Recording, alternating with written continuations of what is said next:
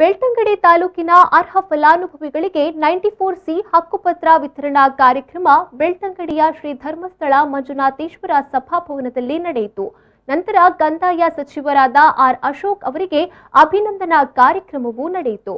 ಅಭಿನಂದನೆಯನ್ನ ಸ್ವೀಕರಿಸಿ ಮಾತನಾಡಿದ ಸಚಿವರು, ಇನ್ನು ಮುಂದೆ ಸರ್ಕಾರ ಮನೆ ಮುಂದೆ ಬರಲಿದೆ, ಅಲ್ಲದೆ ಪೆನ್ಷನ್ ಕೂಡ ಮನೆ ಮುಂದೆ ಬರುವ ಯೋಜನೆ ಈಗಾಗಲೇ ಜಾರಿಯಾಗಿದೆ.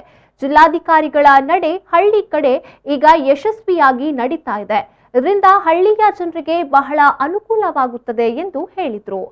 ಇವತ್ತು ಸರ್ಕಾರಿ ಜಮೀನುಗಳಲ್ಲಿ ಯಾರು ಮನೆಗಳನ್ನು ಕಟ್ಟಿಕೊಂಡಿದ್ದಾರೆ ಅವರಿಗೆ ಆ ಮನೆಗಳ ಹಕ್ಕನ್ನು, ಜಮೀನಿನ ಹಕ್ಕನ್ನು ಕೊಡುವಂಥ ಒಂದು ಅಭಿಯಾನವನ್ನು ಇಡೀ ರಾಜ್ಯದಲ್ಲಿ ನಾವು ಮಾಡ್ತಾಯಿದ್ವಿ.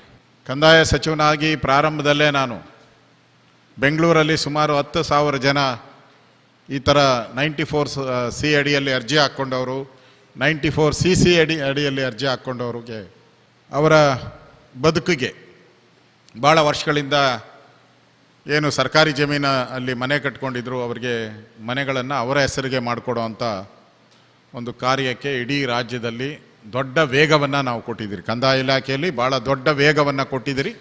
ಎಲ್ಲ ಜಿಲ್ಲಾಧಿಕಾರಿಗಳಿಗೂ ಎಷ್ಟು ಅರ್ಜಿ ಇದೆಯೋ ಅಷ್ಟೂ ಕಂಪ್ಲೀಟ್ ಮಾಡಬೇಕು. ಆ ಮನೆಗಳಿಗೆ ಅವರಿಗೆ ಪತ್ರ ಕೊಡೋದಲ್ಲ, ಸಬ್ ರಿಜಿಸ್ಟ್ರ್ ಆಫೀಸಲ್ಲಿ ಅವ್ರ ಹೆಸರಿಗೆ ರಿಜಿಸ್ಟರ್ ಆಗಬೇಕು. ಆಗ ಮಾತ್ರ ನಿಜವಾದಂಥ ಹಕ್ಕು ಅವರಿಗೆ ಸಿಗುತ್ತೆ.